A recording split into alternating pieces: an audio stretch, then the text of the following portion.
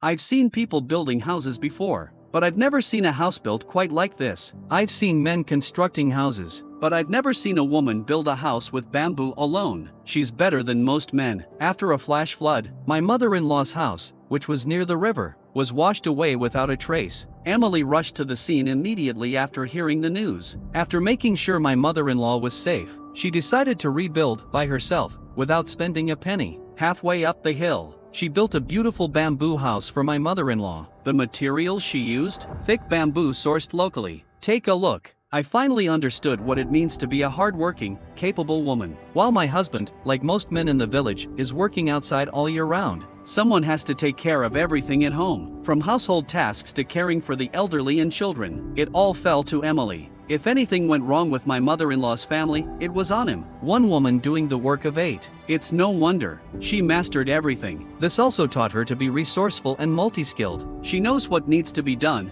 and what shouldn't be done. Proficient in everything, whether or not she's good at it. Emily has never been the traditional woman in this family, but she's the backbone. As long as you can endure hardship, there's no end to the work and the challenges, but there's always something to do. Many people have no idea how to build a house. When you don't know where to begin, for Emily, building a house is as easy as preparing a homely meal. It's a piece of cake, much easier than perfecting your eyebrows. The building materials?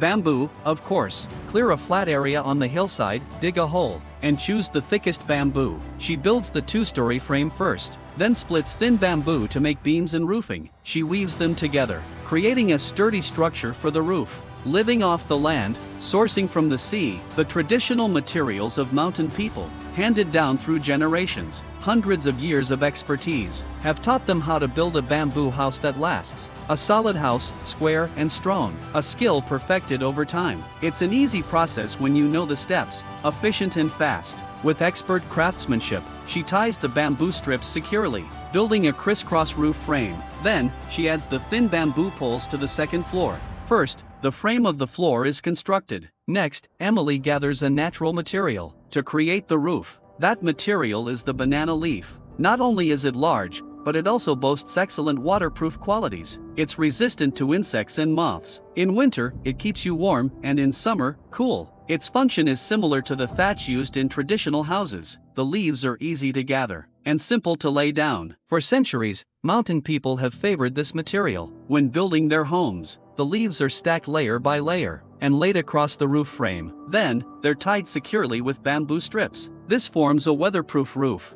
with layers of leaves stacked thick. Even a fierce storm cannot damage it. Once the roof is laid, excess leaves are trimmed for a neat finish, to ensure a sturdy second floor. Emily continues gathering bamboo, splitting it into strips. These strips reinforce the floor's strength. As a traditional stilt house, the first floor shelters poultry and livestock. The second floor is the main living area, and it bears the heaviest load. Therefore, a strong and solid floor is crucial. Bamboo strips are placed vertically across the floor, reinforcing it while smoothing the surface. Once completed, the floor is secured. The connections with the columns must be reinforced too, by pressing the edges with bamboo tubes. This helps form a sturdy frame structure. Now, it's ready for the back wall to be built. After all, a leaky frame is no use to anyone. First, bamboo tubes are laid between the 2 columns, pressed tightly together. Then, the bamboo tubes with the cut ends are used. The bamboo tubes are installed vertically, close to both sides of the columns. This forms a strong, up and down wall frame. Once the dimensions between the columns are measured,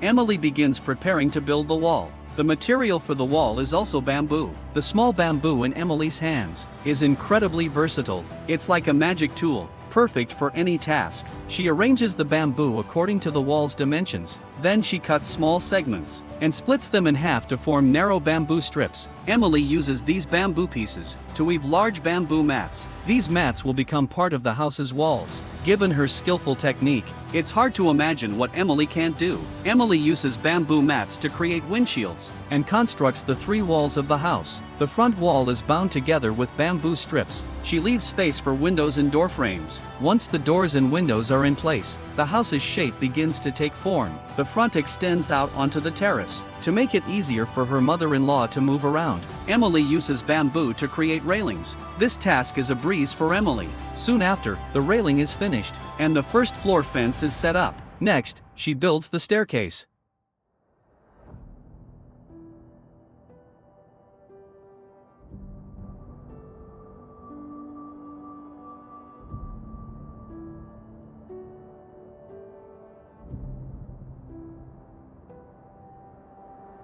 just like the second floor. Emily completes the walls, doors, and windows on the first floor. She also creates a convenient way for her mother-in-law to go up and down. Once the staircase is done, the bamboo house is complete. All construction is finished. Though simple and modest, it offers the perfect shelter from the wind and rain. When neighbors see the finished house, they praise Emily's dedication and devotion. They are amazed by her skill and her incredible craftsmanship and creativity.